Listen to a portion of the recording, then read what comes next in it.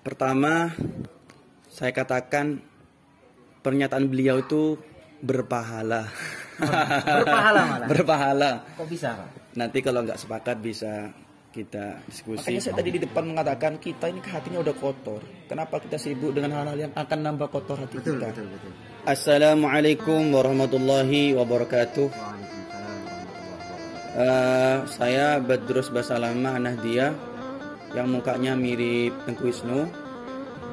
Sekarang saya sedang bersama dengan Bapak Kepala Sekolah, ya, Bapak Sidik SPDI S Tungtung. Ya, beliau ini sebagai Kepala Sekolah. Nampaknya beliau itu mau bincang-bincang dengan saya masalah pernyataan Menteri Agama. Gitu. Langsung saja biar gak lama-lama durasinya. Monggo Bapak. Baik, Deliktif awal iktisar langsung saja. Suatu kebutuhan bagi saya dan ini perlu adanya penjelasan terkait dengan pernyataan yang kemarin sempat viral. Maka dari itu saya sengaja mendatangkan beliaunya karena beliau. Ini yang datang saya apa jenengan? Iya, saya datang ini. Saya datang meminta waktunya untuk memberikan pencerahan kepada saya karena saya butuh pencerahan ini, Ustadz. Kebetulan beliau ini saya anggap mampu untuk menggali hukum secara syariat, juga nanti mampu bisa mengorek apa yang terjadi dan apa dampaknya untuk kita. Gini Ustadz, yang pertama yang paling ada dalam benak saya dan mungkin juga banyak sekali orang-orang khususnya di Indonesia terkait dengan pernyataan yang dikeluarkan oleh Bapak Menteri Agama kita, yaitu Bapak Gus Yakut, tentang pernyataannya beliau. Ini menurut sebagian ada yang mengatakan bahwa itu adalah tasbih, sehingga ada ulama dan orang yang mohon maaf mengerti dengan agama mengatakan beliau kufur, khurujun anil Islam. Nah, ini saya ingin tahu pandangan jenengan terkait dengan itu, dengan permasalahan pernyataannya Gus Yakut, apakah sudah termasuk mengandung kata tasbih seperti itu. Sehingga beliau maksiat. Maksiat atau kufur. Bahkan banyak yang mengatakan kufur loh, haram. Nah, sehingga ini yang saya mau pertanyakan tentang kata-kata beliau dari segi manteknya atau bayannya itu, monggo jenengan jelaskan. Pertama, saya katakan pernyataan beliau itu berpahala. Berpahala malah. Berpahala. Kok bisa, Pak? Nanti kalau nggak sepakat bisa kita diskusi. Oke, siap. Pernyataan beliau itu berpahala. Cuma nggak langsung saya jelaskan nilai pahalanya di mana. Saya itu sebenarnya resah juga ya. Karena mau tidak mau kita harus mengakui kalau hati kita ini sudah kotor. Tapi kita suka, senang dan terbiasa melakukan hal-hal yang menambah kotor hati kita. Itu dia. Padahal itu tidak perlu dan tidak bermanfaat. Da ma yuribuk ila ma la yaribuk, bukan begitu. Terkait orang yang mengkategorikan perkataan beliau sebagai tasbih, itu masih pro kontra. Kalau tasbih itu kan kalau kita kenal di pondok kan ada arkannya, ada rukun-rukunnya, ada musyabbah, ada musyabbah bih, ada wajah syabah, ada adat syabah, ada tasbih. Dan di sini menurut setelah kami pahami itu tidak ada tasbih di sini. Tidak ada tasbih. Musyabbahnya apa? Musyabbah B-nya apa? Wajah syabahnya apa? Begitu. Kalau iya ini memang nggak ada tasbihnya, tapi ini tasbih tamtsil. Oke, saya terima tasbih tamtsil. Tasbih tamtsil, iya tasbih, ada tasbih. Terus Anda mengatakan bahwa pernyataan beliau itu mengandung unsur keharaman, bahkan sampai kekufuran. Itu dari mana gitu kan? Ya. Itu yang harus kita gali, Ustadz ya. Kalau seandainya tadi kan saya pahami dari jenengan dalam konsep pernyataan beliau menurut ilmu kalam mungkin ya, dalam kategori grammar Arab itu tidak ada bentuk tasbih walaupun semisal tasbih tamsil.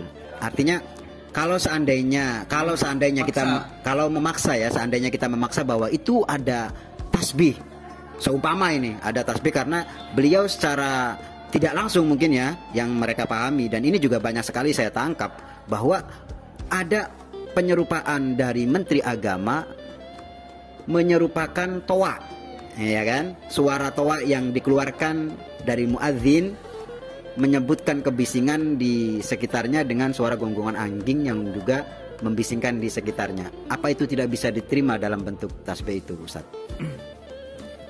Begini ya Bapak kepala sekolah dan mungkin teman-teman yang lain, itu sebenarnya kan sudah diklarifikasi ya dari oleh stafnya Menteri Agama. Boleh. Sudah diklarifikasi. Oke, kita ngikutin perspektif mereka yang ini tasbih. Ya. Coba jelaskan dari Al-Qur'annya, hadisnya, kalam ulama, kalau emang ini tasbih sampai menyebabkan kekufuran. Jangan kufur ketinggian, haram saja. Karena untuk haram itu harus ada qusdul istihza, meremehkan, ihana, menghina. Sedangkan beliau sudah menyampaikan berulang kali dari pernyataan atau klarifikasi, nggak ada sedikit pun, bahkan beliau itu sedang ingin menebar maslahat, ingin menunjukkan toleransi kepada non muslim. Makanya kan konteksnya itu ketika mayoritas muslim, di tengah-tengahnya ada non muslim, ya kan? Mengandaikan kalau misalkan mereka terganggu, bagaimana? Akhirnya kan diatur itu penggunaan toa. Kemudian beliau mengatakan misalnya ini bukan tasbih, tapi itu mencontohkan sesuatu yang bising. Sehingga jangan dikatakan ini adalah adzan disamakan dengan gonggongan anjing, enggak. Mengganggu, ya kan? Ini kalau kita paksakan tasbih loh ya. Kalau kita paksakan ini penyerupaan, bukan. Tidak memasukkan itu tasbih ya. Bukan. Ya. Kalau semua dipaksakan. Gini. Kebisingan yang dihasilkan oleh toa yang ya, keras suaranya di mana-mana. Ya, bukan azan. Tapi pengeras suara. Sehingga kan mengganggu itu kan ya bisa knalpotnya motor, bisa klakson mobil, betul. Dan lain sebagainya. Itu sama dengan mengganggunya suara anjing. Kenapa harus anjing? Nah, konteksnya kan anjing itu adalah suatu yang banyak dimiliki oleh non muslim. Yang beliau contohkan itu ketika seorang muslim berada di komunitas non muslim, yang dimana non muslim ini banyak memiliki anjing, yang kemudian anjing itu berbunyi bersamaan di sekitar rumah kita dan dalam waktu yang sama. Iya, bersamaan. Tentu kita mesti akan terganggu. Begitu.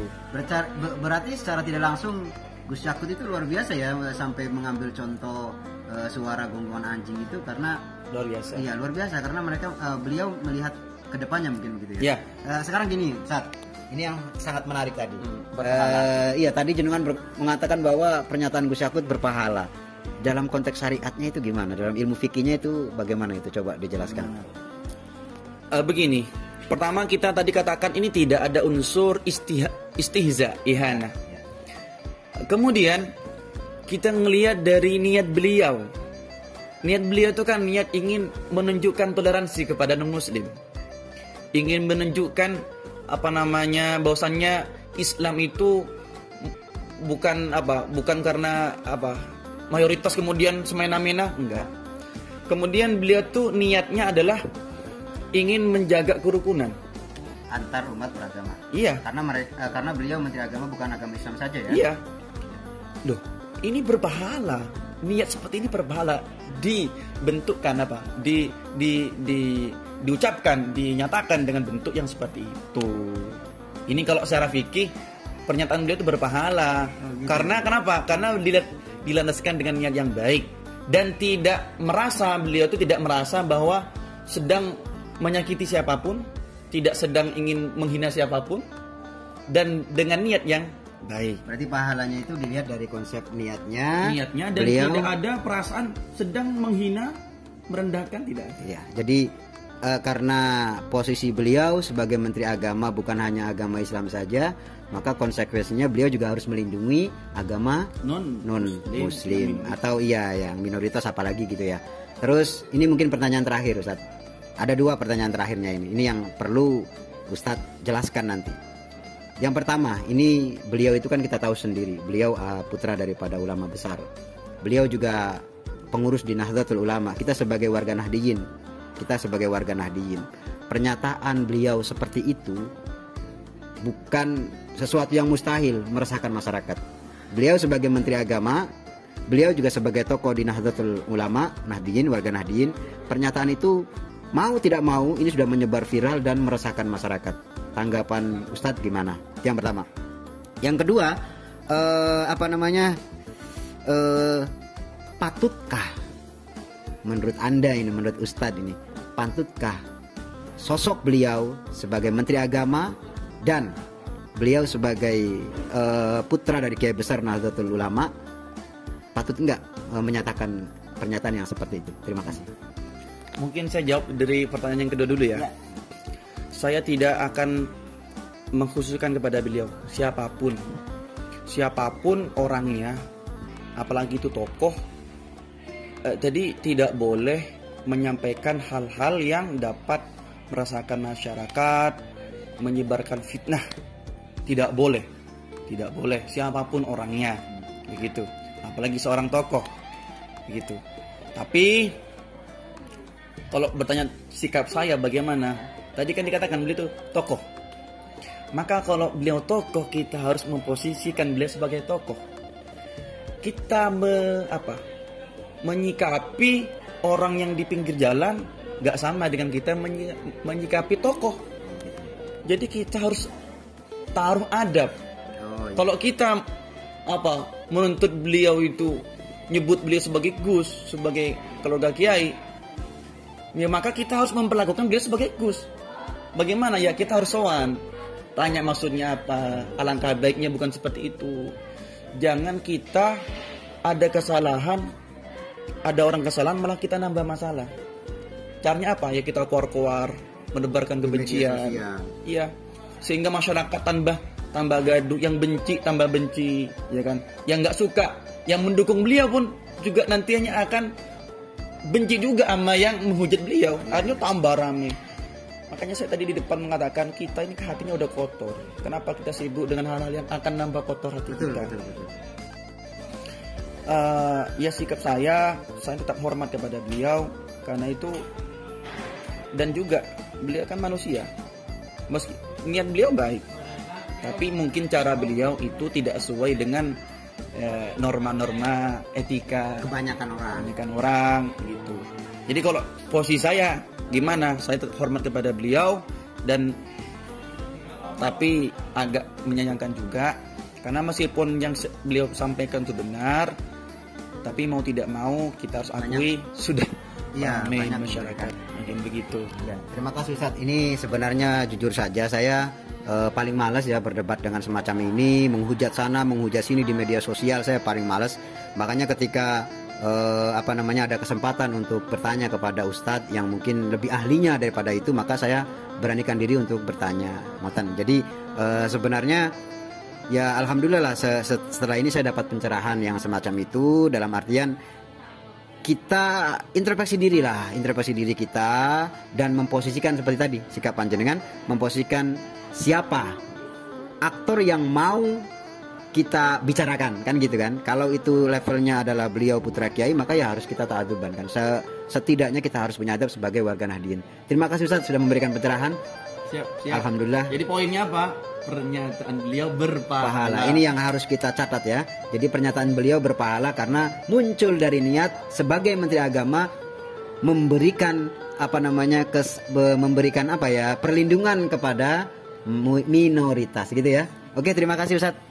Penutup ya, jangankan kita itu non muslim pun kalau sampai ada yang terganggu dengan suara toa, ya kan, tetap haram itu hukumnya, haram. Apalagi kalau sampai misalkan jadi puter, bukan cuma adzan saja, beberapa jam sebelum dan setelah adzan, ini dan itu super rame begitu, itu juga nggak boleh. Idza.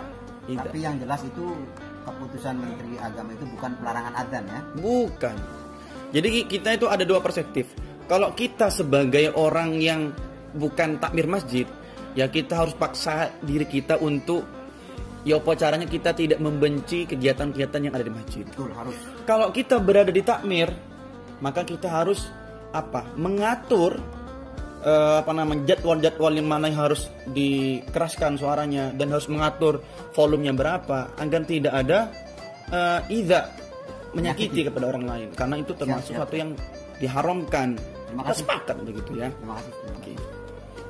Mungkin itu saja perbincangan kita pada pagi hari ini. Santai. Sangat banyak kekurangannya, dan apabila ada kesalahan saya mohon maaf. Kalau ada yang mau didiskusikan bisa komen di kolom komentar. Assalamualaikum warahmatullahi wabarakatuh. Waalaikumsalam.